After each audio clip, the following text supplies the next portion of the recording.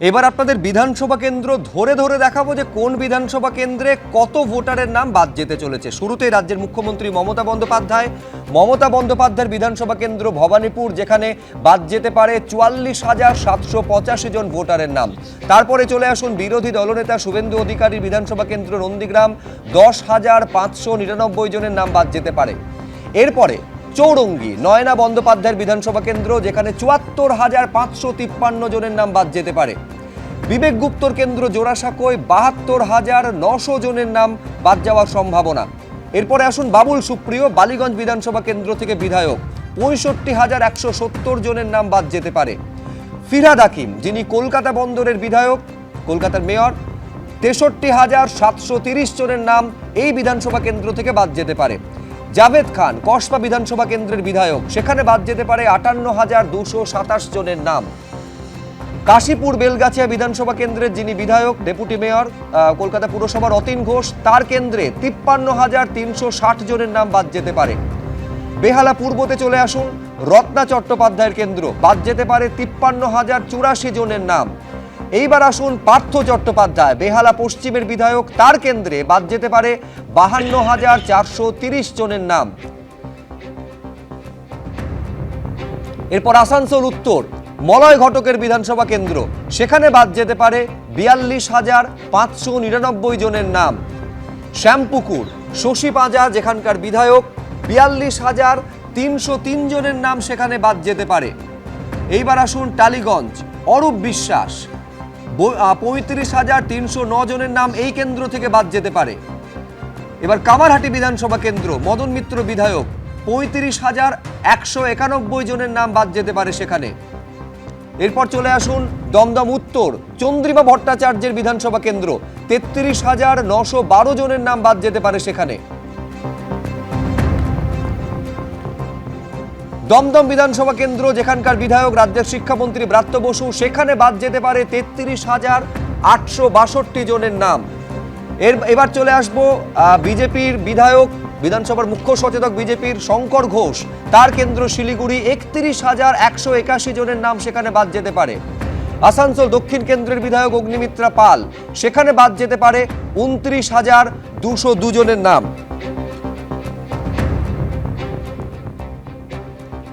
এবার আপনাদের দেখাবো যে সমস্ত কেন্দ্র দেখালাম তার মধ্যে দুটো কেন্দ্র বেছে নিচ্ছি। এক হচ্ছে কাশীপুর বেলগাছিয়া, যেখানকার বিধায়ক অতীন ঘোষ, এবং দেখাবো কলকাতা বন্দর, যেখানকার বিধায়ক হচ্ছেন কলকাতা পুরসভার মেয়র ফিরহাদ হাকিম। এই তার কেন্দ্র থেকে এত সংখ্যক ভোটারের নাম বাদ যেতে পারে এখনো পর্যন্ত যা তথ্য উঠে আসছে, তার ভিত্তিতে কে কি বললেন দেখুন।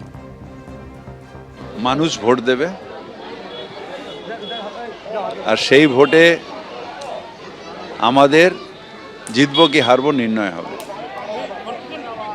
না ইলেকশন কমিশন করবে, না কেউ করবে।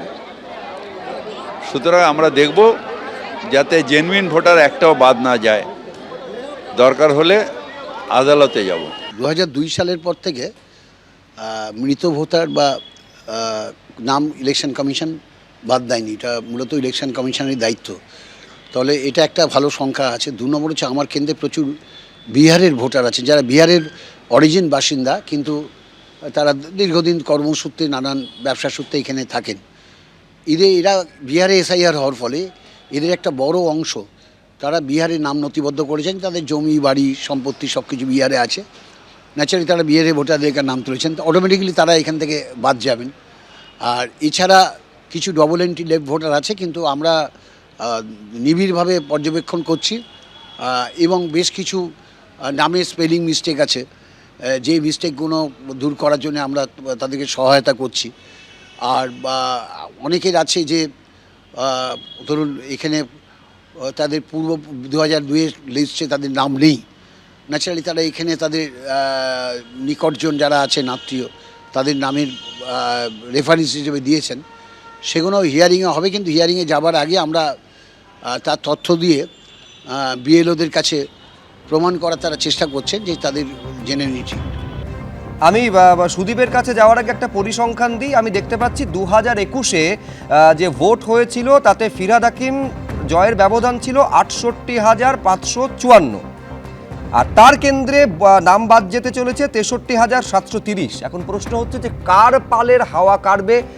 এই যে প্রায় সমান সংখ্যক যদি ভোটের ডিফারেন্সটা ধরা যায়, এই ভোটাররা বাদ যেতে চলেছেন, কার পালের হাওয়া কাটবে? প্রথমত এই সংখ্যাটা নির্ভুল সংখ্যা। আমরা তো বলছি নির্বাচন কমিশন যে প্রক্রিয়ার মধ্যে দিয়ে কাজ করছে, গোটা প্রক্রিয়াটা নিয়েই আমরা সন্দিহান। তারা সম্পূর্ণভাবে বিজেপির দলদাসে পরিণত হয়েছে।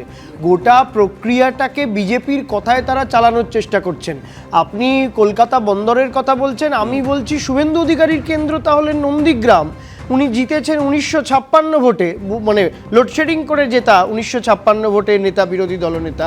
তার কেন্দ্রে যদি 10,000 11,000 বাদ যায়, তাহলে তিনি কাদের কোন ভুয়ো ভোটারদের ভোটে জিতলেন? ওই 10,000 আমি আপনাদের পরিষ্কারভাবে বলি যে এই 11,000 গোটা 12,000 প্রক্রিয়াটা যদি নির্ভুল হতো, তাহলে নির্বাচন কমিশন এসআইআর এর সময়সীমাটা বাড়াতো। আমি বলছি সময়সীমাটা আমি বলছি এক সেকেন্ড শঙ্কু, এক সেকেন্ড। আমি বলছি নির্ভুল হলে এই সংখ্যাটা তোমার কি মনে হচ্ছে যে 58 লক্ষের কিছু বেশি বাদ যাচ্ছে, সংখ্যাটা বাড়তো না কমতো?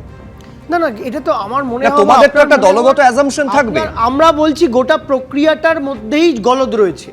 আমরা বলছি আমি কোনো সংখ্যায় যাব না, কিন্তু আমি বলছি গোটা প্রক্রিয়াটাকেই কার্যত বিজেপির কথায় চালানো হচ্ছে, বিজেপিকে নির্বাচনে জিতানোর জন্য। না না, যদি আমি তর্কের খাতিরে ধরে নিচ্ছি পুরোটা বিজেপির কথাই চলছে, তাহলে সংখ্যাটা তো 1 কোটির আশেপাশে হতো, 58 লক্ষে তো আর থেমে থাকতো না। কিন্তু আমি এইখানে একেবারে বেশ আমি এইখানে আসবো যে একেবারে আমি কলকাতা বন্দর বললাম, এই নন্দীগ্রামের ক্ষেত্রে 1 নয় 5 6 ভোটে হারিয়েছি, প্রায় বলে থাকেন এটা বিরোধী দলনেতা। সেখানে 10,000 প্রায় 11,000-এর কাছাকাছি 10,599 জনের নাম বাদ পড়তে চলেছে। কার কপালে চিন্তার ভার? আচ্ছা, প্রথম কথা হচ্ছে না, এই গলদ বলে বলদের মতো কথা বললে হবে না, জানতে হবে বিষয়টা। নন্দীগ্রামে যদি আজকে এই 10,000 ভোটটা অন্তত ভুয়ো ভোটটা না থাকতো, তাহলে শুভেন্দু অধিকারী আজকে 12,000 ভোটে জিততেন। আরো বেশি ভোটের ওখানে লুটেছে এরা, না হলে শুভেন্দু অধিকারীর সংখ্যা আরো বেশি হতো। কারণ ওই ভোটটা কোনো মতেই ওদের নয়। তুই হচ্ছে শঙ্কুকে বলতে দাও। এবার 45,000। আমি বলছি আলটিমেটলি তোমাদের কারুর কথা দর্শকেরা শুনতে পাবেন না। আমি সুদীপ রাহাকে থামালাম, শঙ্কুদেব পান্ডা। আমার বক্তব্য হচ্ছে যে আজকে প্রায় 45,000 ভোট মুখ্যমন্ত্রীর এলাকায় বাদ যাচ্ছে। 8,000 ভোটে জিতেছিলেন।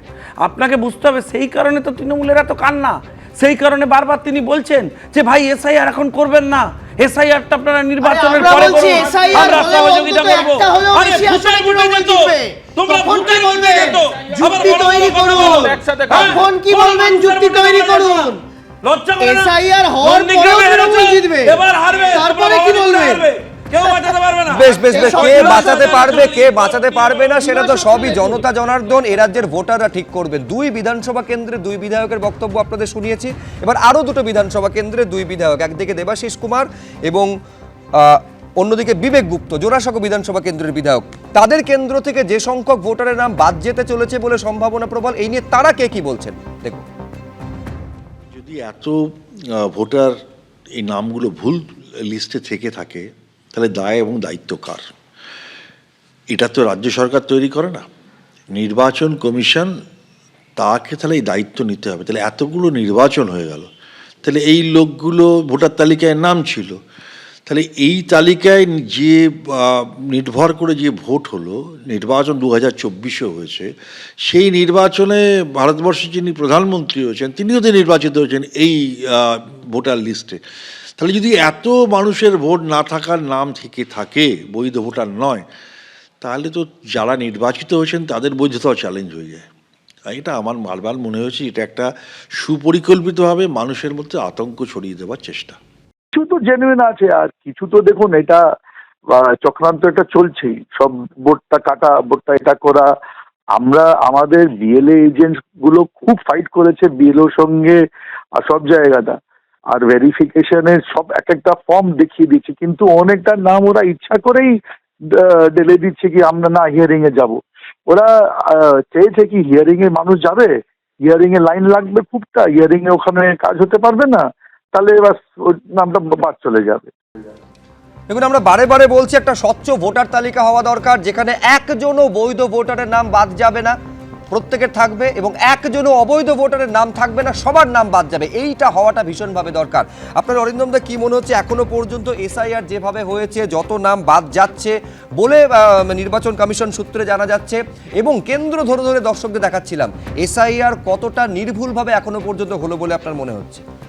দেখুন, প্রথমে আমার এক বক্তা যেটা বললেন যেখানে বিজেপির চাল, আমি তার প্রতি উত্তরে একটা কথা শুধু বলতে চাই। উত্তরপ্রদেশ হচ্ছে বিজেপির, ওখানে আপনারা দেখেছেন যে 15 কোটি মানুষ হচ্ছে ভোটার, তার মধ্যে 2,94,00,000 আজকে আনঅ্যাকাউন্টেবল অলরেডি লিস্ট এসে গেছে। বলতে পারেন যে ওখানে এইরকম কাদা ছড়াছড়ি হচ্ছে? বলতে পারেন ওখানে কি কাণ্ড কাতে আমাদের এখানে হচ্ছে? আচ্ছা, এবার আচ্ছা বলতে দাও। আরে ভাই আমাকে প্লিজ, আমি রাজনৈতিক দলের দুই প্রতিনিধিকে থামালাম, শুধুমাত্র প্রাক্তন পুলিশ কর্তা বলবেন। প্লিজ প্লিজ, কেউ বলবে না। অরিন্দম আচার্য, মহা মুশকিল রে ভাই। আশুতোষ থামো। সুব্রত বাবু, আপনাকে বলি যে লাস্ট যেটা এসআইআর হয়েছিল 2002-তে, তখন কিন্তু এই আধুনিক প্রযুক্তিটা হয়নি। That is UIDAI, biometric Aadhaar plus OTP. হয়নি হচ্ছে mapping system. What is mapping system? Mister যে আজকে গুপ্তা বলে যিনি এসছেন, সুব্রত গুপ্তা, আপনি জানেন, নিশ্চয়ই খোঁজ নিয়েছেন what is the status of that person, যে আন্ডার হিজ লিডারশিপ যে 12 জন এসছে প্লাস আরো 15 জন এসছে। উদ্দেশ্য একটাই, যেন কোনো বৈধ ভোটার বাদ না যায়। এবং লাস্ট 15 জানুয়ারি পর্যন্ত কমপ্লেন জানাবার ডেট, প্রত্যেককে ডাকা হচ্ছে। আমিও জানি আমার বাড়ির আশেপাশে অনেককে 10 তারিখ থেকে ডাকা শুরু হয়েছে। না, পাশাপাশি অরিন্দম দা এটাও সমানভাবে উল্লেখ করতে হবে, সেই 2002-এ তৎকালীন শাসক দল বিরোধিতা করে রাস্তায় নেমে পড়েনি, তখন এইরকম হুমকিও আসেনি যে বিএলওদের গাছে বেঁধে রাখুন, হাত ভেঙে দিন। এই হুমকির বাতাবরণও তখন ছিল না। আমি শেষ বলছি, মিস্টার দেবাশিস কুমার যে কথাটা বলেছে আমি সহমত পোষণ করি। সত্যি যদি তাই হয়, তাহলে নির্বাচনে যদি না হয় তাহলে নির্বাচিত সরকারটা কি করে হচ্ছে? আমি শেষ করছি একটা কথা বলে, গত 5 তারিখে সুপ্রিম কোর্টের chief justice mister Suryakant Joymalya বাগচির একটা কি রুলিং যেটা হয়েছে, আপনারা শুনুন। এই যে মারা গেছে, সত্যি আমি দুঃখ পেয়েছি, কিন্তু উনি কি বলছেন, কোর্ট আনকোর্ট বলেছে পশ্চিমবঙ্গ সরকার এবং পশ্চিমবঙ্গের নিযুক্ত এই আধিকারিকদের এই ধরনের কাজ করতে বাধ্য। যদি বিএলও বা যাদের কোনো সমস্যা থাকে তাহলে পশ্চিমবঙ্গ সরকারকে তা সুনিশ্চিত করতে হবে। এবং স্পষ্ট করে বলে দিয়েছে ইন্ডিয়ান কনস্টিটিউশন আর্টিকেল 324 ক্লজ 6, 326 এবং আজকে জনপ্রতিনিধি 916 স্পষ্ট বলে দেওয়া আছে। মৃত্যুর দায়টা কার? আপনাদের বিএলওদের মৃত্যুর দায় কার? তৃণমূল কংগ্রেস অতএব নির্বাচন কমিশন অতএব আরে ভাই, আমি তো আপনাদের সাথে কথা বলিনি। আমি তো দেখুন, মূল বিষয় হচ্ছে এই দায় নিয়ে চাপানুতর চলছে, তার মধ্যেই এসআইআর পর্ব হচ্ছে। আমি এই এসআইআর পর্ব চলাকালীন একাধিক আমাদের রাজ্যে চমকে দেওয়ার মতন ঘটনা সামনে এসেছে, সেখান থেকে একটা বেছে নিয়ে আপনাদের কাছে রাখি। একজন মানুষ, একজন পুরুষ মানুষ বাবা হন কত বছর বয়সে? আপনাদের যাবতীয় ধারণা বদলে যাবে যখন এই প্রতিবেদন আপনারা দেখবেন যে মাত্র 5 বছর বয়সে বাবা হয়েছেন, 2 ছেলের বাবা হয়েছেন। 63 বছর হচ্ছে বাবার বয়স, তার এক ছেলের বয়স 59 বছর, আর এক ছেলের বয়স হচ্ছে 58 বছর। চমকে দেওয়ার মতন এই ঘটনা ঘটেছে পূর্ব বর্ধমানের মঙ্গলকোটে। দেখাবো আপনাদের কিভাবে এই গোটা ঘটনা ঘটলো, কিভাবে সেই বাবা এবং ছেলে, 2 ছেলের নাম ভোটার তালিকায় উঠলো, তা নিয়ে ওই রাজনৈতিক দড়ি টানাটানি শুরু হয়েছে। ঘটনাটা কি দেখো। 5 বছরের শিশু, অথচ সেই বয়সে নাকি 2 ছেলের বাবা। ভোটার তালিকায় বিশেষ সংশোধনী বা এসআইআর এর সৌজন্যে সামনে এলো ভোটার তালিকায় নাম তুলতে বড় সড়ো কারচুপির ঘটনা, যেটা ঘটেছে পূর্ব বর্ধমানের মঙ্গলকোটে। ইনি সরোজ মাঝি, বয়স 63 বছর, মঙ্গলকোটের শীতল গ্রামের বাসিন্দা। আর এই সরোজ মাঝিকেই বাবা পরিচয় দিয়ে এনুমারেশন ফর্ম ফিল আপ করেছেন 59 বছরের লক্ষ্মী মাঝি ও তার ভাই 58 বছরের সাগর মাঝি। অর্থাৎ সরোজ মাঝির যখন 5 বছর বয়স, তখন সাগর মাঝির জন্ম, আর পরের বছরই জন্মেছেন লক্ষ্মী মাঝি, যারা দুজনেই আদতে বাংলাদেশের বাসিন্দা। এই তথ্য সামনে আসতেই জানা গেছে, প্রতিবেশীকে বাবা দেখিয়ে এনুমারেশন ফর্ম পূরণ করে আসলে ভোটার তালিকায় নাম রাখতে চেয়েছিলেন এই 2 ভাই, যা জানতে পেরে সরব হয়েছেন সরোজ মাঝির পরিবার। আমার 2 ভাই, অনু মাঝি আর সুজিত মাঝি, ওরা আমাদের কেউ নয়, ওরা আগে করেছে আগে। কিন্তু কিভাবে আগেই ভোটার তালিকায় নাম তুলে ফেলেছিল এই 2 বাংলাদেশি? সরোজ মাঝি আমার এখন বাবা পাতানো হয়ে আছে। উনি কি আসল বাবা? না, আসল বাবা না, পাতানো বাবা। আসল বাবা আমাদের ছিল রামপদ মাঝি, মারা গেছে। কোথায় থাকতেন? বাংলাদেশ থেকে মুর্শিদাবাদে এসে কাজকর্ম করতেন, তারপরে এখানে কাজে এসে এখানে কাজ পেয়ে গেলাম। যাকে বাবা পরিচয় দিয়ে ভোটার তালিকায় নাম তুলেছেন দুই কীর্তিমান, সেই সরোজ মাঝির দাবি বিষয়টি তার অজান্তেই হয়েছে। কি নাম? সুজিত মাঝি, অনুপ মাঝি। আপনাদের এই ভোটার তালিকায় এরকম নাম কেন উঠলো এত বয়সে কম বাবা ছেলের সঙ্গে? কি জানি স্যার, সেটা বলতে পারবো না স্যার, আমি তো মুড় করলো। কারচুপির এই অভিযোগ সামনে আসতেই তুঙ্গে উঠেছে রাজনৈতিক তরজা। তৃণমূল কংগ্রেস সাধারণ মানুষের দল, এখানে সাধারণ মানুষের ভোটে তৃণমূল কংগ্রেস বিধায়করা নির্বাচিত হয়, মুখ্যমন্ত্রী হয়। তৃণমূল কংগ্রেসকে এ ধরনের কাজ করার প্রয়োজন নেই, করেছে সিপিএম বিজেপি, এখন সাধু সাজার জন্য তৃণমূল কংগ্রেসের আমি দোষ চাপাচ্ছি। তৃণমূলের আক্রমণের পাল্টা জবাব এসেছে বাম বিজেপি শিবির থেকে। বলতে পারবো না কীভাবে হয়েছে, তো আমরা করি নাই, ওই স্থানীয় লোকেরা সব করেছে। অভিযোগ তো করতে পারি, যারা সেই সময় ভোটার লিস্ট করেছে তারা বলতে পারবে। এসআইআর এর প্রক্রিয়ার শেষে চূড়ান্ত ভোটার তালিকা প্রকাশ করবে নির্বাচন কমিশন। তার আগে কি এই ধরনের সব ভুয়ো ভোটারকে বাদ দেওয়া সম্ভব হবে? উত্তর দেবে সময়। রানা দাস, এবিপি আনন্দ, পূর্ব বর্ধমান। সত্য সেলুকাস, কি বিচিত্র এই দেশ, থুড়ি বিচিত্র এই রাজ্য। আসল বাবা, নকল বাবা, সাজানো বাবা, পাতানো বাবা, দিনের শেষে ওরে বাবা। আমি আশুতোষের কাছে আসব। আমি বলছি জলগুলোকে শেষ পর্যন্ত এসআইআর এর মাধ্যমে দূর করা গেল কিনা? এটা তো ভোটার বাবা, হ্যাঁ, এবং তৃণমূলের তৈরি করা। এবং সবথেকে বড় কথা, দেখুন একটা ডেটা আপনারা জানেন, ইউআইডিআই 38 লক্ষ ডেড ভোটারের ডেটা দিয়েছিল। কোথায় সেই ডেড ভোটারের ডেটা? এটা খুঁজতে হবে। দ্বিতীয়, ভাই বিহারেও ভোট দেবো, পশ্চিমবঙ্গেও ভোট দেবো, এটা হবে না। সেই জন্যই তো স্বচ্ছ এসআইআর আমরা বলছি বারবার করে। আর বিবেক গুপ্তা বলছেন বিএলএদের সাথে নাকি তৃণমূলের বিএলএদের সাথে প্রচুর নাকি ঝগড়া করেছেন, অদ্ভুত সমস্ত ব্যাপার, বরং চাপ দিয়েছেন। আর একটা জিনিস আপনাদের বুঝতে হবে, চাল ও কাকড়ের কথা হচ্ছে না, চাল আর কাকড় কি আলাদা করা গেছে? আমরা বলছি না, এখনো হয়নি। তার কারণটা হচ্ছে, আপনি 129 নম্বর বুথ, 130 নম্বর বুথ বলে দিলাম, রাসবিহারী বিধানসভা, ওখানে যান, ওখানে বিহারেও ভোট দেয়, এখানেও ভোট দেয়। আমরা বহুবার বলেছি, কানে শুনতে পায় না। এই নির্বাচন কমিশন 161 নম্বর পার্ট থেকে 167 নম্বর পার্ট, 90 নম্বর পার্ট, যান আপনারা, ক্যামেরা নিয়ে যান, দেখান ওখানে প্রোজেনি ম্যাপিং। এই প্রোজেনি ম্যাপিংয়ের ভেতরে কিন্তু কিছু না কিছু গল্প আছে। কেন গল্প আছে যদি বলেন, আমি আপনাকে দেখিয়ে দিচ্ছি ডেটা দিয়ে। 162 নম্বর পার্টে যান, 64.44% প্রোজেনি ম্যাপিংয়ের মাধ্যমে তারা এসেছেন। এবার আপনি যদি 166 নম্বর পার্টে যান, 52% এসেছেন। আমরা বলছি শুভ্র, আজকের দিনে দাঁড়িয়ে যদি সমস্ত পলিটিক্যাল পার্টি, কংগ্রেস তো একটাই কথা বলছে, ভাই স্বচ্ছ এসআইআর করো। মানুষ, বাংলার মানুষ চায় না যে তাতে তাদের যে হক, তাদের যে অধিকার, সেটা অন্য কেউ চুরি করে নিয়ে যাবে। বাংলার মানুষ কখনোই এটা চায় না যে যারা ভোট দিচ্ছেন তারা মৃত ভোটার এতদিন থেকেছেন, তারা গিয়ে ভোট দিচ্ছেন আর চোরেরা বিধানসভায় গিয়ে পৌঁছে যাচ্ছেন, এটাও কেউ চায় না। আমরা মনে করি খুব পরিষ্কারভাবে পলিটিক্যাল পার্টি হিসেবে কংগ্রেস পার্টি মনে করে, শুভঙ্কর সরকার প্রদেশ সভাপতি একাধিকবার বলেছেন নির্বাচন দপ্তরকে, পলিটিক্যাল এসআইআর নয়, এসআইআর শুড বি সিস্টেম্যাটিক। বেশ, এই এসআইআরটা মূলত হচ্ছে কিসের ভিত্তিতে? দেখুন, প্রথম দিন থেকে কমিশনও বলে এসেছে, আমরাও বলে এসেছি, এটার ভিত হচ্ছেন বা একেবারে সব থেকে স্ট্রং জায়গা হচ্ছেন এই বিএলওরা। তার কারণ তারা গিয়ে এনুমারেশন ফর্ম দিচ্ছেন, আপনি ফিল আপ করছি, তারপর ফর্মটা বিএলওর কাছে আমরা তুলে ধরছি। এইবার যে তথ্য আসছে, অনেকে এই এনুমারেশন ফর্ম পাননি। আগামীকাল ড্রাফট রোল বেরোতে চলেছে, এখনো ফর্ম পাননি অনেকে। বেহালা পশ্চিমে এরকম একাধিক ভোটার অভিযোগ করছেন তারা ফর্মই পাননি। 2025-এর তালিকায় নাম আছে, তাও আসেনি এনুমারেশন ফর্ম। আপনারা জানেন যে যত ভোটার 2025-এ ছিল তার দ্বিগুণ ছাপানো হয়েছিল। একটা থাকে বিএলওর কাছে এবং আরেকটা থাকে ভোটারের কাছে। অথচ এই ভোটাররা তারা বলছেন যে 2025-এর তালিকায় নাম থাকা সত্ত্বেও এনুমারেশন ফর্মই পাননি। আর আগামীকাল ড্রাফট রোল বা খসড়া তালিকা বেরোতে চলেছে। আমরা বেঁচে আছি, তাও এনুমারেশন ফর্ম এলো না কেন? তারা প্রশ্ন তুলছেন। মৃত ভোটারের লিস্টে নাম চলে যাওয়ার আশঙ্কা করছেন এরকম 23 জন ভোটার। 2002-তেও আছে, 2025-এও আছে। আর আমার বাড়ির অ্যাড্রেস 180/7 রায়াবাদ রোড। লাস্ট ইলেকশনে দিয়েছি, ফর্মই পাইনি। অন্যদের দিয়েছে বলতে আমার ওয়াইফের ছিল, আমাদের কাউরি আছে। এটা আমি জানি না আমি মৃত কি না, কিন্তু আমি তো জীবিত সশরীর একদম পুরো। না, ফর্মই পাইনি তো ফিল আপ করবো কি করে? মায়ের ফর্মটা আসেনি, মাকে মৃত দেখিয়েছে। আর বাবা মারা গেছে, বাবার ফর্মটা এসছে, তো সেটা আমরা বিএলওর হাতে তুলে দিয়েছি, জমা করে ফিল আপ করে।